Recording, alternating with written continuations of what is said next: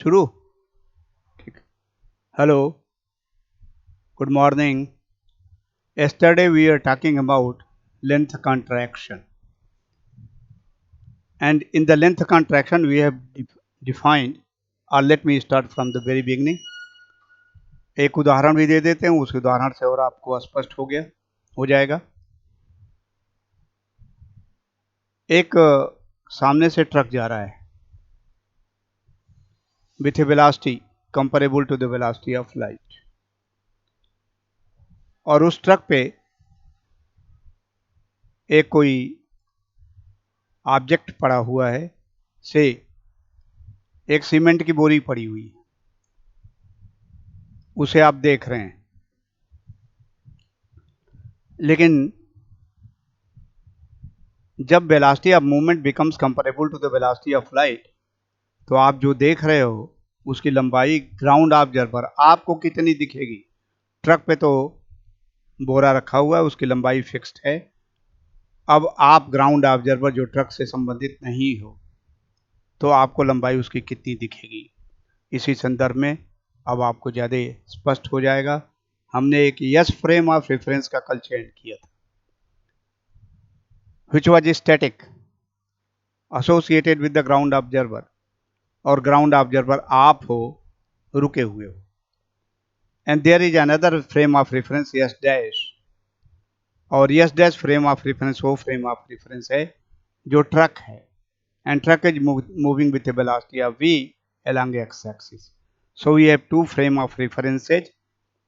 One frame is S frame of reference which is associated with the ground observer जो रुका हुआ है।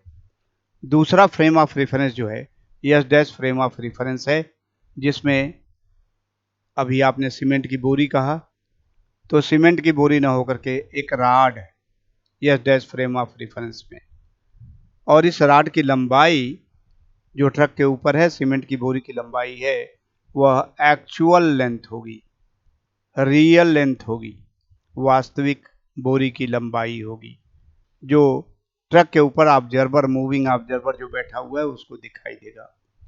It will be static with respect to the moving observer, although S dash frame of reference with the velocity of v with respect to the ground observer.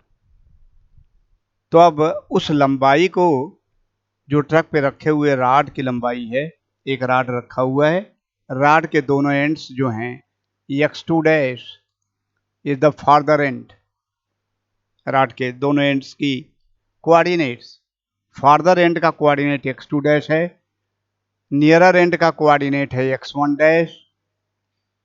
तो S dash frame of reference में ही देखने की कोशिश कर रहे हो, truck के ऊपर सीमेंट की बोरी रखी है, S dash frame of reference है, बोरी के दूर वाले सिरे की एक्स एक्सिस के लॉन्ग चल रहा है, कोऑर्डिनेट है x2 डैश, बोरी के नज़दीक वाले सिरे की कोऑर्डिनेट है x1 डैश। दोनों को घटा दें x2 dash minus x1 dash, तो इसकी सहायता से बोरी की एक्चुअल लंबाई कितनी है वो ज्ञात हो जाएगी। इसी को कल हमने L0 कहा था। तो जो हम कंसीडर करते हैं उस रेफरेंस में, there is a rod of length L0 has been placed in the S dash frame of reference. The S dash frame of reference is moving with a velocity v, and v is comparable to the velocity of light. और उस rod के, it is stationary, truck के ऊपर रखा हुआ है, yes dash frame of reference में रखा हुआ है, तो यस डैश भी v वेलोसिटी से चल रहा है, रॉड भी v वेलोसिटी से चल रहा है, with the same velocity. So the length of the rod will remain unchanged, it will be fixed, it will B static, and the value for L0 that will be x2 dash minus x1 dash. कल मैंने इसको explain किया था, लेकिन फिर लिख देता हूँ।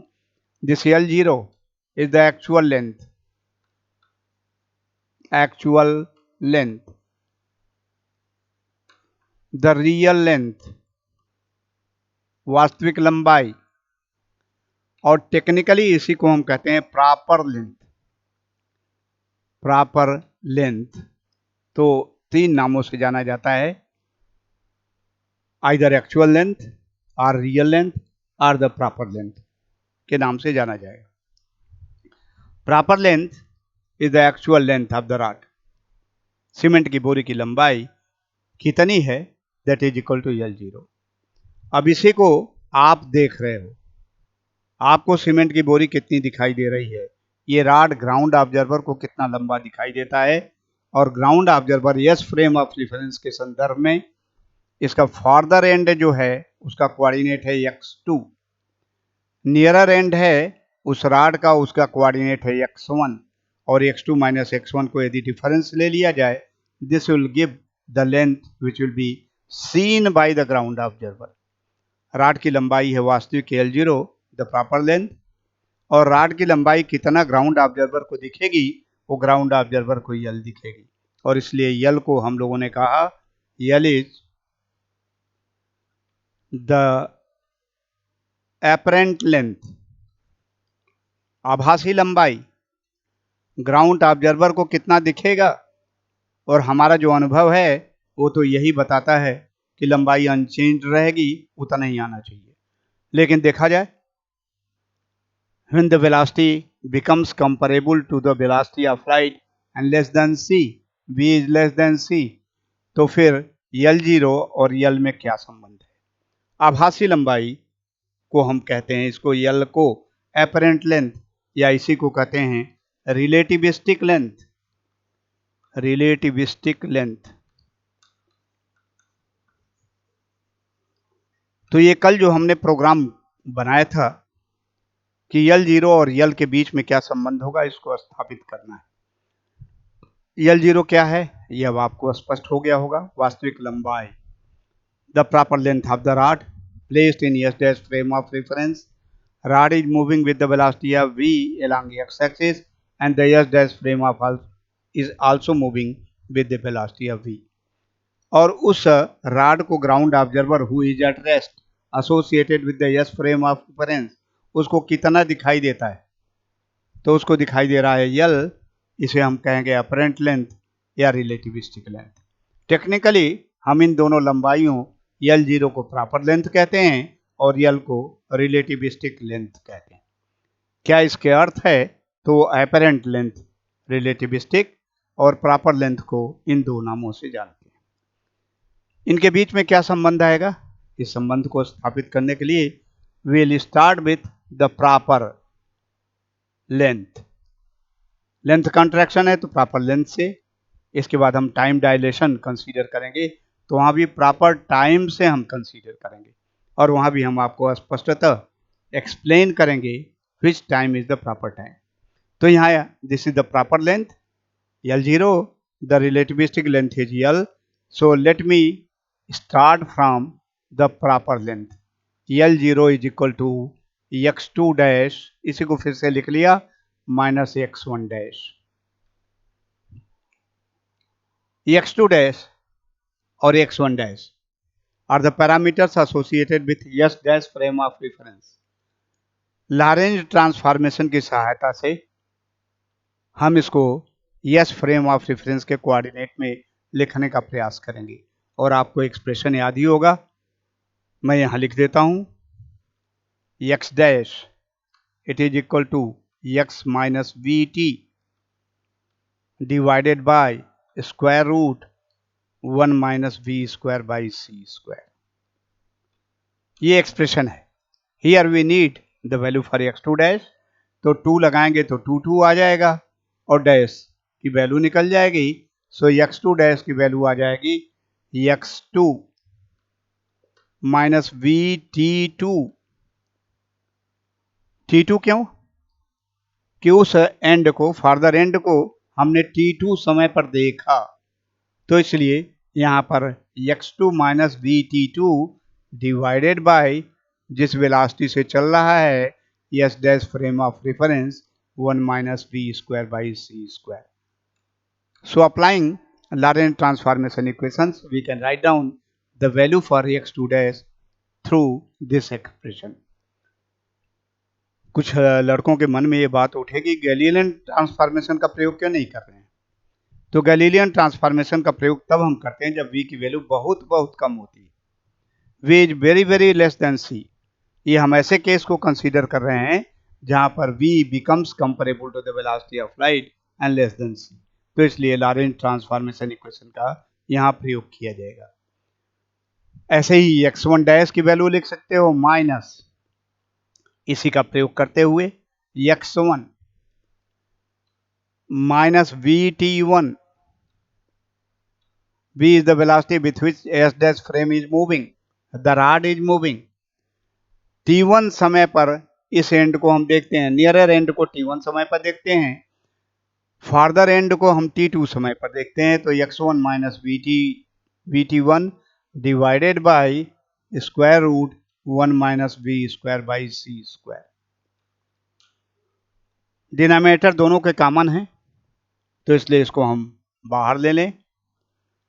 x2 को एक साथ लिख लें, टाइम कोऑर्डिनेट को एक साथ लिख लें तो इसको लिखा जा सकता है x2 minus x1, x2 minus x1 minus के कारण minus x1 divided by square root 1 minus v square by c square is the difference of x coordinate minus ये माइनस vt2 है, v is taken outside, t22 vt2 minus it is, so minus taken outside, v common, so it is t2।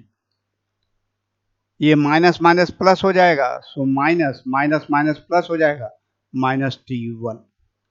Time coordinate को एक जगह लिख लिया और space coordinate को x coordinate को एक जगह लिखा, तो it is x2 minus x1 divided by this quantity minus v times t2 minus t1 divided by again the same quantity 1 minus v square by c square।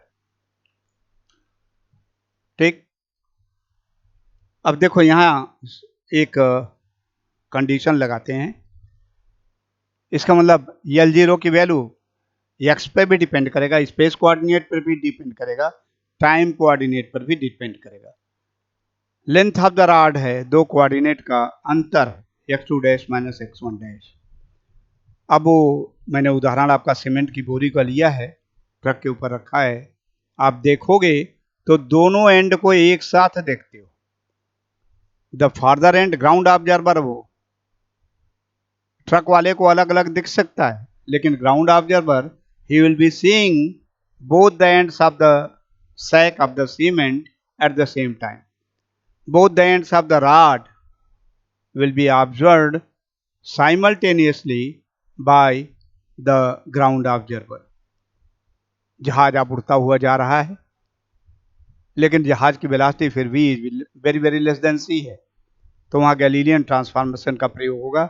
लेकिन मैं उदाहरण दे रहा हूं आपको, जहाज उड़ता हुआ जा रहा है, आप देखने का प्रयास करते हो तो पूरा जहाज टोटलिटी में एक साथ दिखाई देता है। तो both the ends of the rod will be seen eight the same time, तो इसलिए since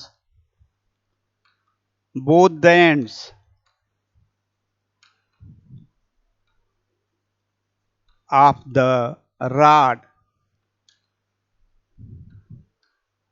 will be seen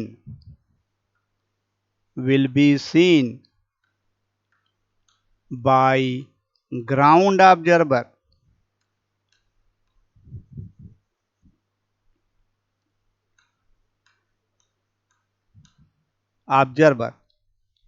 at the same time। जो मैं कह रहा था वही यहां लिख दिया। Since both the ends of the rod will be seen by the ground observer at the same time, इसका अर्थ हुआ that is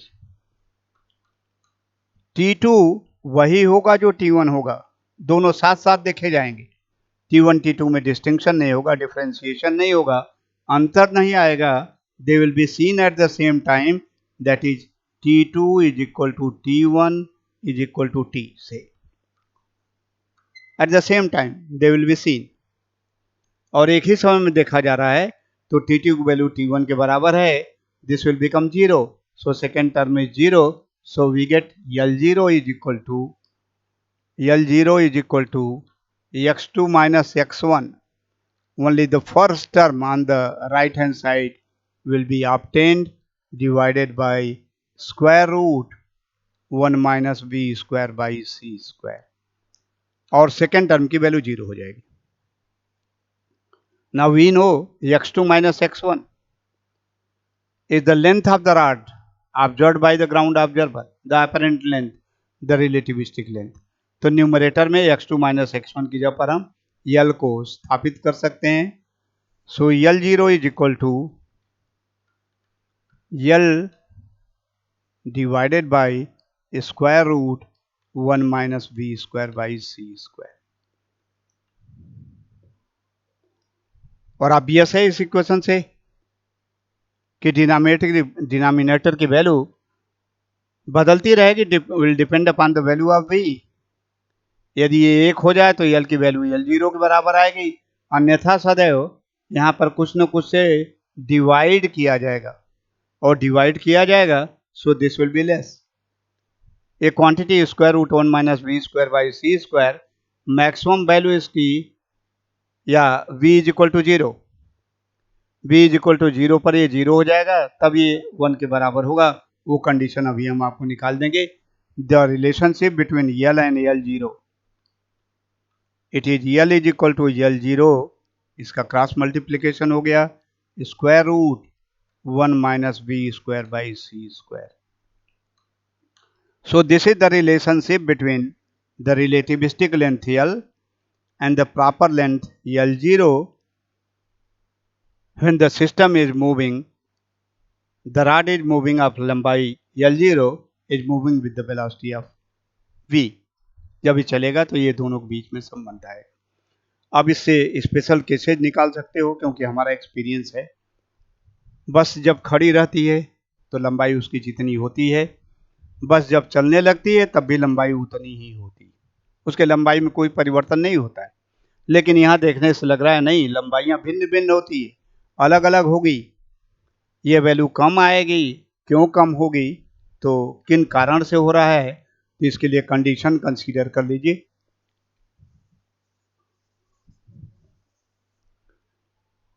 we take different cases. Firstly when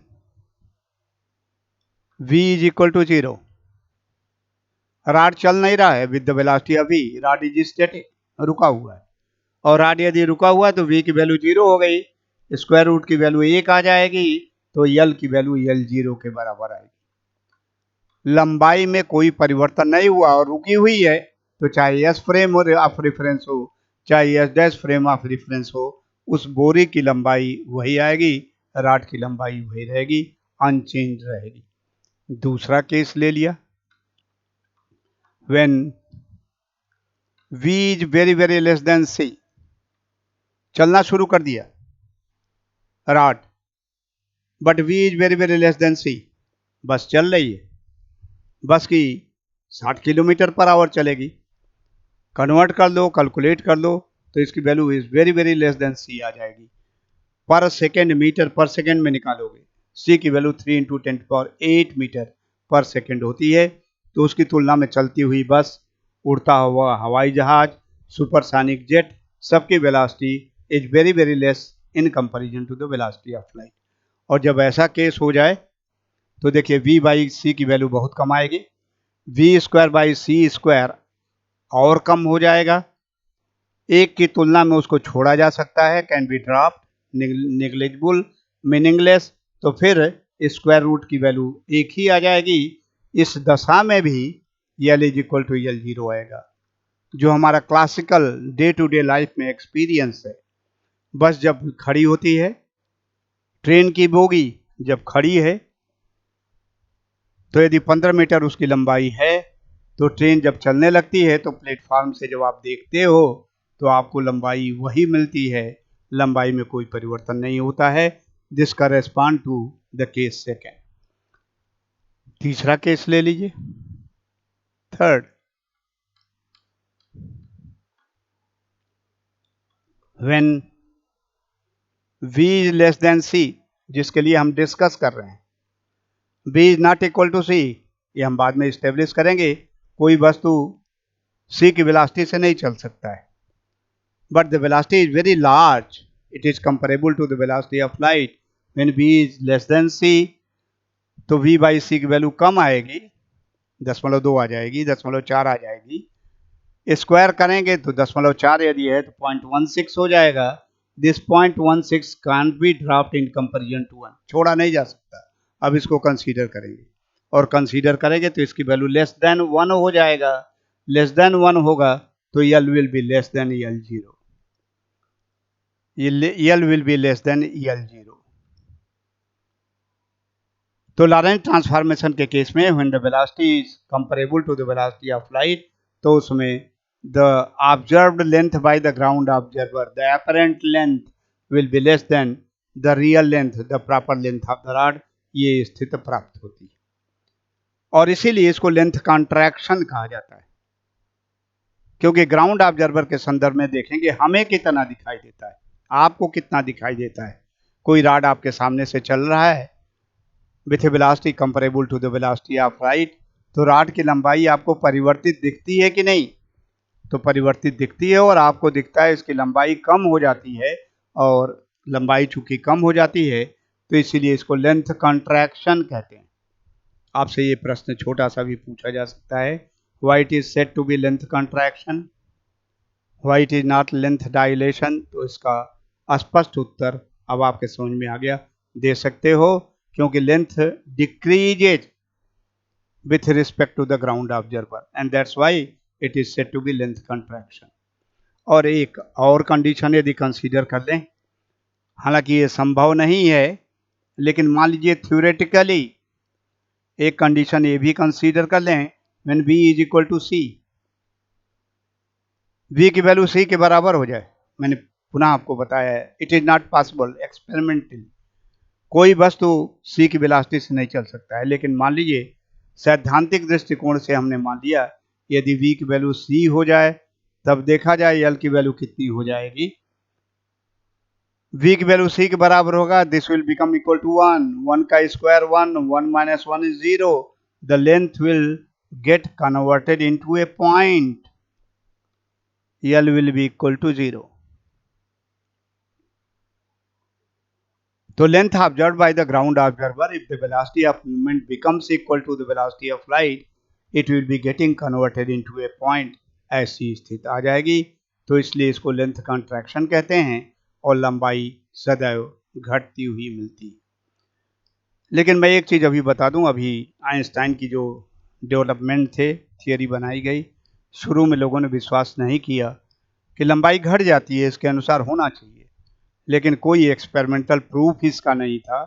इसलिए नहीं था कि बस को हम comparable to the velocity of light नहीं चला सकते, हवाई जहाज को comparable to the velocity of light नहीं चला सकते, और इसलिए हमको experimentally L is less than L zero की कंडीशन नहीं प्राप्त हुई थी। So this is a situation which has no experimental evidence, लेकिन आगे बढ़ते जाएंगे तो एक्सपेरिमेंटल एविडेंस भी हमको मिलेगा जो प्रामाणिकता, जस्टिफिकेशन आइंस्टाइन थियरी का देता है कि आइंस्टाइन की थियरी जो मैथमेटिकल डिटेल्स है, मैथमेटिकली सोच है, वो वास्तव में सही भी है। इस तरह की बातें भी प्रमाणित होगी। लेकिन चूंकि लेंथ कंट्रैक्शन होगा, हम इस पर जानते हैं कि और सारी इससे आउटकम जो निकलेंगी वो एक्सपेरिमेंटली वेरीफाइड हैं, तो इसलिए इसके ऊपर कुछ न्यूमेरिकल्स भी आपके आ सकते हैं। लेकिन एक चीज़ मैं आपको और स्पष्ट बता दूं, एक्स एक्सिस के लॉन्ग यदि चल रहा है सिस्टम, तो एक्स एक्सिस के लॉन्ग ही लेंथ में कंट्रैक्शन होगा। Y axis will remain unchanged, y is equal to y dash, z will also remain unchanged, z is equal to z dash, ये स्थिति प्राप्त होती है। तो एक चीज आप नोट कर लें, length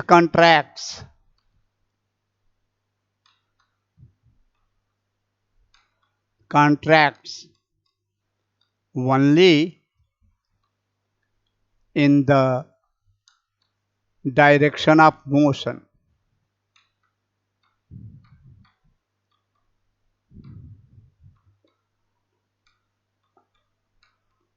length contracts only in the direction of motion. केवल जिधर वस्तु चलती है उसी दिशा में केवल लेंथ कॉन्ट्रैक्शन होता है। उसके परपेंडिकुलर डायरेक्शन वाई में कोई परिवर्तन नहीं आएगा, जेड में कोई परिवर्तन नहीं आएगा, लेकिन जिस डायरेक्शन में चल रही है उस डायरेक्शन में लेंथ कॉन्ट्रैक्ट कर जाएगी। इस बात को आप ध्यान रखेंगे। यदि इसको ध्यान नहीं रख पाएंगे तो आप बहुत सारी चीज़ों का सही उत्तर न्यूमेरिकल प्रॉब्लम को नहीं कर पाओगे। फॉर एग्जाम्पल आपसे पूछ दिया जाए, एक रॉड है, एक्स एक्सिस के लांग रखा हुआ है, एक्स एक्सिस के लांग ही रॉड को with velocity of 0.8 c move कराया जाता है। तो बताइए रॉड के लंबाई में कितना कॉन्ट्रैक्शन होगा। आप न्यूमेरिकल लगाना शुरू कर दोगे उस इक्वेशन के ऊपर जो अभी मिटा दिया है, जिसकी आउटकम है, तो आप उसका कुछ रिजल्ट निकाल लोगे। लेकिन पूछा जा रहा है, रॉड है, एक्स एक्सिस के लांग रखा गया है, एक्स एक्सिस के लांग ही रॉड चल रहा है विथ वेलोसिटी ऑफ 0.8 c। तो बताइए वाई एक्सिस के लांग लेंथ में कितना परिवर्तन होगा। तो जो डायरेक्शन ऑफ मूवमेंट है एक्स एक्सिस के लांग चल रहा है, वाई एक्सिस के लांग कोई परिवर्तन नहीं होगा। तो बड़ा छोटा सा उत्तर है, no change will take place. फिर आपसे पूछ दिया जाए, एक्स एक्सिस के लांग रॉड चल रहा है, तो जेड एक्सिस के अलांग रॉड की लंबाई में कितना परिवर्तन आएगा। क्या उत्तर देंगे? No change will take place. तो ये इस बात को ध्यान रखना है, length contracts only in the direction of motion. तो मैं एक सिंपल सा एग्जांपल आपको देता हूं। एक रॉड है आपके पास, the length of the rod is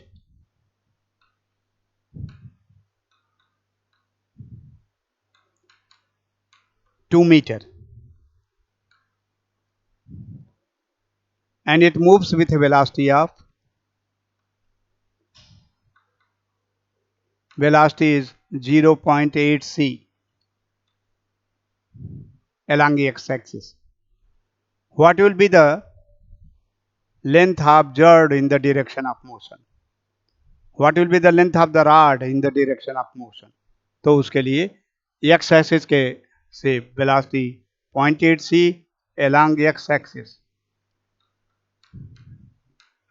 आपसे पूछा जा रहा है length, observe length in the direction of motion. तो उसमें अब इसके अनुसार सूत्र लगाएंगे, और सूत्र लगाएंगे L is equal to L0 square root 1 minus b square by c square. L0 it is equal to 2 meter, so here we get 2 into square root 1 minus v square is 0.8 c divided by c, v square by c square, c cancels, it is 0.8 square, so it is 2 into 0.88 square करें 0.8 का square तो 0.64, और 0.64 को घटाएं एक में से तो आपको मिलेगा 0.36, और 0.36 का स्क्वायर रूट लेंगे तो आएगा 0.6। So the value for the square root is 0.6। Let me again repeat it.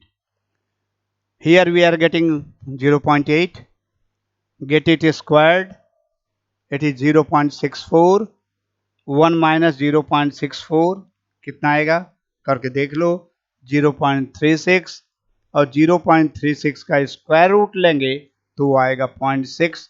So the value for the square root is 0.6। तो 2 is the actual length, the proper length, the real length.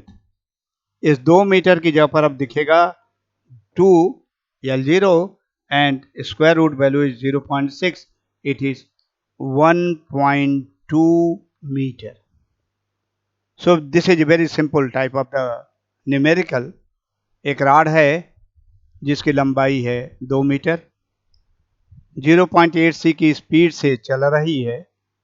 बताना है कि जिस direction में rod चल रहा है उस डायरेक्शन में ग्राउंड ऑब्जर्वर को कितनी लंबाई दिखेगी।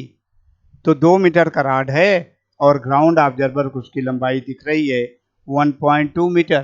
1 मीटर 20 सेंटीमीटर केवल लंबाई उसकी दिख रही है, ये स्थिति प्राप्त होगी। So this is the example of the length contraction, that length will be contracted. और जितनी अधिक वेलोसिटी आप करते जाओगे उतना ही ज़्यादा कॉन्ट्रैक्ट करता जाएगा, और अंत में b की वैल्यू यदि c हो जाए तो l will be getting converted into a point. 2 metre का लंबा रॉड है, लेकिन एक बिंदुवत ये दिखने लगेगा जैसे जैसे वेलोसिटी की वैल्यू बढ़ती जाएगी, becomes comparable to close and close to c। तो यदि v की वैल्यू c हो जाए तो बिंदु में बिल्कुल कन्वर्ट हो जाएगा उसकी लंबाई, ये स्थिति बनती है।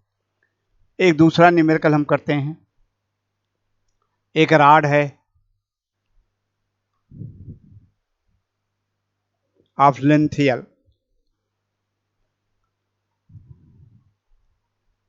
this rod has been kept at an angle of 30 degree with respect to x-axis. The rod of length L has been kept at an angle of 30 degree with respect to x-axis, and the rod is made to move along x-axis with a velocity of again 0.8 c. So what will be the length of the rod observed by the ground observer? अब देखिए, rod है l लंबाई का, x axis से 30 अंश के कोण पे इसको रखा हुआ है, रॉड को चलाया जा रहा है एक्स एक्सिस के long with a velocity of 0.8 c। जिधर रॉड है, रॉड की लंबाई के लॉन्ग इसको नहीं चला रहे हैं, रॉड से 30 अंश के कोण पे इसको 0.8 c की वेलोसिटी से चलाया जा रहा है। तो बताइए ग्राउंड ऑब्जर्वर को इसकी कितनी लंबाई दिखेगी। तो यदि न्यूमेरिकल इस तरह का आ जाए तो फिर मैंने आपको बताया length contracts only in the direction of motion. तो length of the rod will change only in the direction of x axis, the direction of motion. जिधर डायरेक्शन ऑफ मोशन है उसी दिशा में केवल इसकी लेंथ कॉन्ट्रैक्ट करेगी। परपेंडिकुलर डायरेक्शन वाई एक्सिस के लॉन्ग इसमें कोई परिवर्तन नहीं आएगा। तो इसलिए one can just determine the horizontal component LH, the component of L, the rod in the horizontal direction, that is along x axis. इसकी वैल्यू कितनी आएगी? L cos 30, L cos 30, L cos 30 का मतलब रूट cos 30 की value √3/2 L, it will be value, say equation number 1। Rod की लंबाई के components हमने निकाल लिया, एक along x axis horizontal component, एक इसका component along y axis in the vertical direction, तो LV that is equal to L sin 30, and sin 30 is half, तो 1/2L, से equation number 2।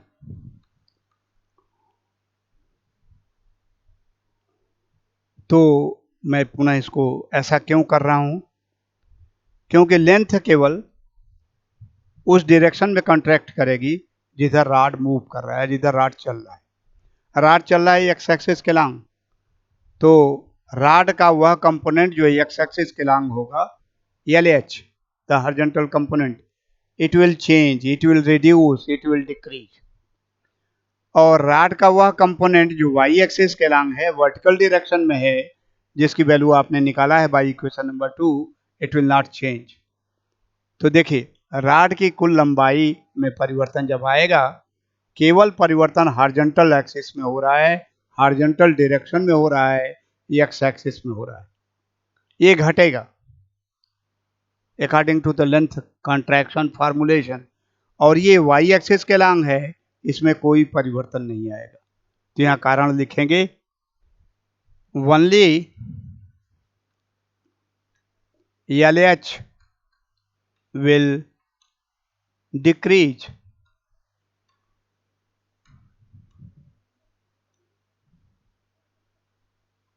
only LH will decrease, और decreased value कितनी आएगी, तो फिर निकल सकते हो L is equal to L0 square root 1 minus b square by c square का प्रयोग करेंगे आप। L आपको निकालना है, हॉरिजॉन्टल कंपोनेंट है, तो लिख लीजिए L0 की वैल्यू जो है LH, ये LH है, इसकी वैल्यू है √3/2L, √3/2L। V की वैल्यू दी हुई है 0.8C,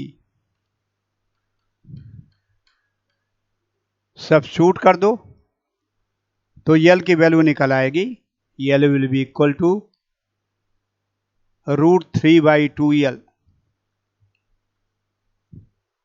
square root 1 minus 0.8C, the value for V, divided by C whole square। और अभी मैंने आपको करके दिया था कि square root 1 minus v square by c square minus 1 minus 0.8 square है, उस तरह का करेंगे तो इसकी वैल्यू 0.6 आ जाएगी, and there by the L will become equal to √3/2 L into 0.6। ये इतनी वैल्यू इसकी आ जाएगी, the square root will become equal to 0.6, बिल्कुल यही, और 0.6 हो जाएगा तो L की वैल्यू इतनी आ जाएगी। ये डिक्रीज करेगी, L भी में कोई परिवर्तन नहीं आएगा, और इसलिए अब फिर ग्राउंड ऑब्जर्वर को इसकी लंबाई कितनी दिखेगी,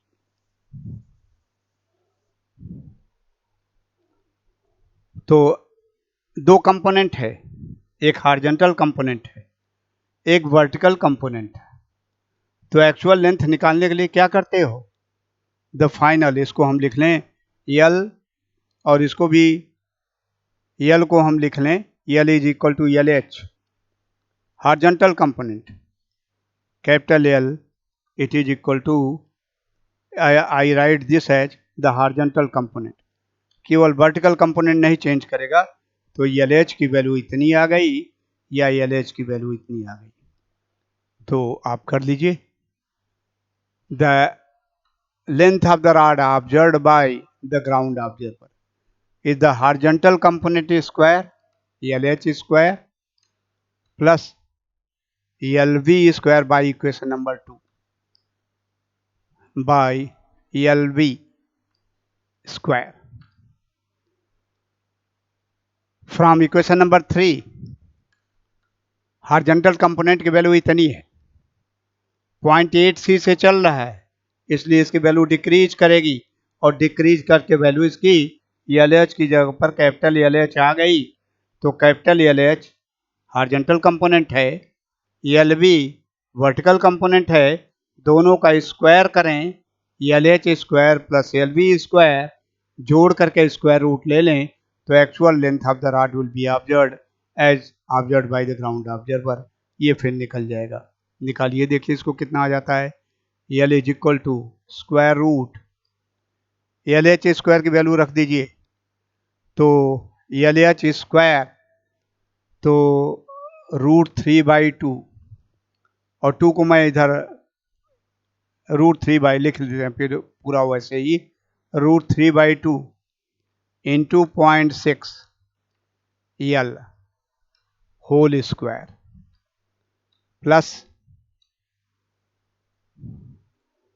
√3/2 into 0.6 into L whole square plus LV square, LV square की वैल्यू है L/2 whole square. L/2 square है, L/2 स्क्वायर यहाँ भी है, इसको बाहर ले सकते हैं, तो L/2 can be taken outside, L/2 is taken outside, यहाँ से बच जाएगा √3 और 2 आपने ले लिया, √3 इंटू 0.6, अब स्क्वायर रूट ये दो कॉमन ले लिया आपने, तो √3 इंटू 0.6 होल स्क्वायर और EL/2 को आपने ले लिया तो +1। इसको न्यूमेरिकली सॉल्व कर लेंगे तो will be getting the answer कि ग्राउंड ऑब्जर्वर को इसकी लंबाई कितनी दिखेगी। मैं इसको इस तरह का एग्जाम्पल इसलिए दिया कि जिससे स्पष्ट ढंग से आप समझ सकें कि लेंथ में परिवर्तन, लेंथ में रिडक्शन, लेंथ में डिक्रीमेंट केवल उसी डायरेक्शन में होगा जिस डायरेक्शन में रॉड चल रहा है। रॉड चूंकि ऐसे रखा हुआ था, चल रहा था एक्स एक्सिस के लॉन्ग, तो इधर केवल इसके चेंज होगा। तो इसको आपने हॉरिजॉन्टल कंपोनेंट निकाल लिया, वर्टिकल कंपोनेंट निकाल लिया। हॉरिजॉन्टल कंपोनेंट केवल चेंज करेगा, वर्टिकल कंपोनेंट चेंज नहीं करेगा। हॉरिजॉन्टल कंपोनेंट चेंज करके कितना हो जाएगा वो निकाल लिया, वर्टिकल चेंज कंपोनेंट में कोई परिवर्तन नहीं। और फिर इस सूत्र का प्रयोग करते हुए आप इसका कितना उत्तर आएगा ये उत्तर आप निकाल सकते हो। सो this is all for today. Thank you very much.